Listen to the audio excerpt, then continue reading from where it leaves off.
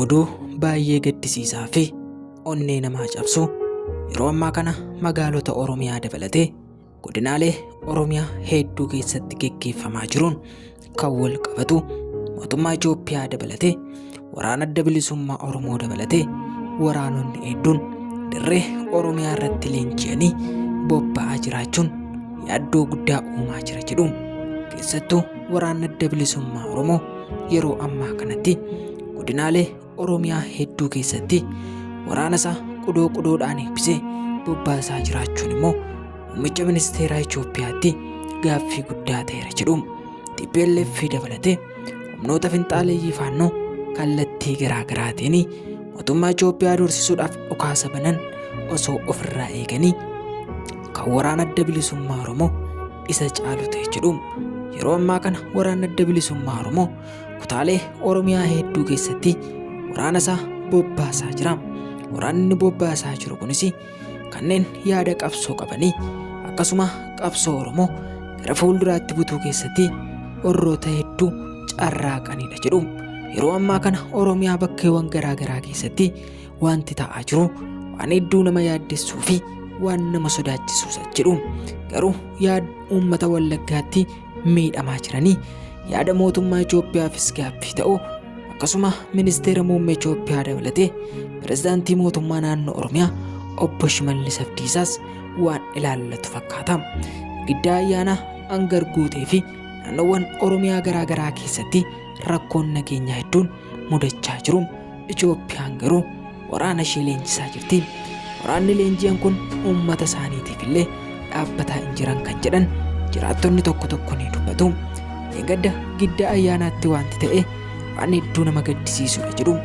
Uffanni fayyaa osoo nafin baankiin cabee birriin baankii saamamu akkasuma makiinaawwan ambulaansii haadholiin ittiin da'umsaaf deddeebi'an ibidda kaa'amanii gubachuu akkasuma meeshaa waraanaa hedduu saamamuu dubbatu. Kan kana godhe faannoo osoo hin taane waraana riphiitu kana raawwata jedhu. Walitti dhufeenyas qabu jedhu. Hedduun isaanii garuu akka dubbachaa jiranitti ijoolleen Amaaraa raayyaa ittisa biyyaa keessa jiranii faannootiif harka lafa jalaan meeshaa gatanii baqatu jedhu. Kuni fakkeessuudha malee Itoophiyaafis dhaabbachuu miti jedhu. Garuu yeroo ammaa kana Itoophiyaan waraana ishee yeroo leenjisaa jirtutti mootummaan Itoophiyaa maaliif leenjisti akkasuma maaltu itti xanqata waan jedhu adda baafachuu qaba jedhu. Gara Wallaggaatti waraanni yeroo ammaa ergamaa jiranii namoota uummata miidhanii akkasuma qabeenya uummataa namoota saamanidha jedhu. Gadaan koomaandoosii waraana adda bilisummaa Oromootti makamuun isaanii mootummaa Itoophiyaa akkasuma pirezidaantii mootummaa naannoo Oromiyaa hedduu rifaasiira jedhu. Ministeerri muummee Itoophiyaa fi pirezidaantii mootummaa naannoo Oromiyaa walitti bu'iinsi guddaan isaan gidduuttis ni uumama jedhu. Waraana kana kan hoogganu pirezidaantii naannoo Oromiyaadha malee Biraanuu Juulaa yookiin Baacaa Dabalee miti jedhu. Waraana kanaaf akeekkachiisa kennuu kan qabu, waa'ee biyya isaanii barsiisuu kan qabu mootummaa naannoo Oromiyaati jedhu.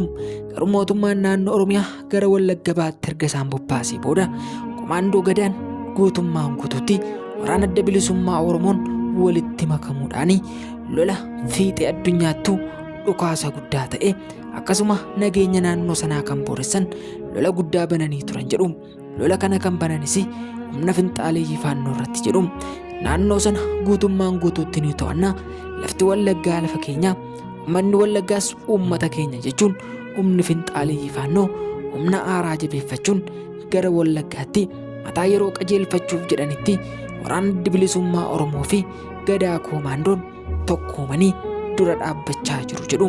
Garuu yeroo ammaa kana qeerroo giddaa ayyaanaaf hangar guutee dabalatee waraana isaan tajaajilaa jiru kanaaf soorata garaagaraa yeroo isaan fe'atanii dhaqanitti humni makalaakiyaa magaalaa keessa qubatee jiru eessayyuu dhaquu hin dandeessanii isaaniifis nyaata geessuu hin dandeessan jechuudhaan guutummaan guutuutti meeshaa isaanii harkaa qabuunis dhaga'ame.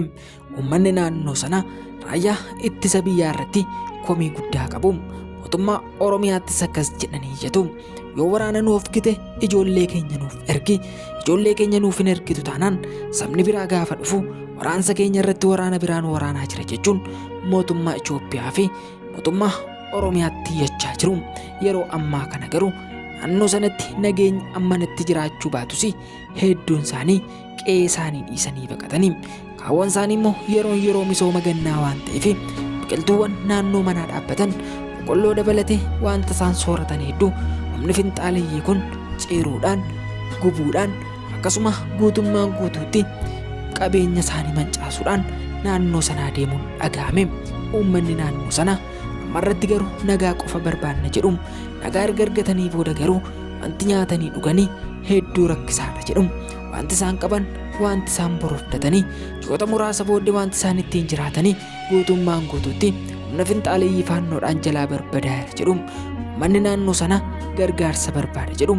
Gargaarsa kanas kan gargaaruu qabu uummata Oromooti. Sagaleen keessan tokko ta'ee akkasuma tokkummaadhaan wal taatanii uummata naannoo sanaa rakkina keessaa baasuu qabdus jedhu.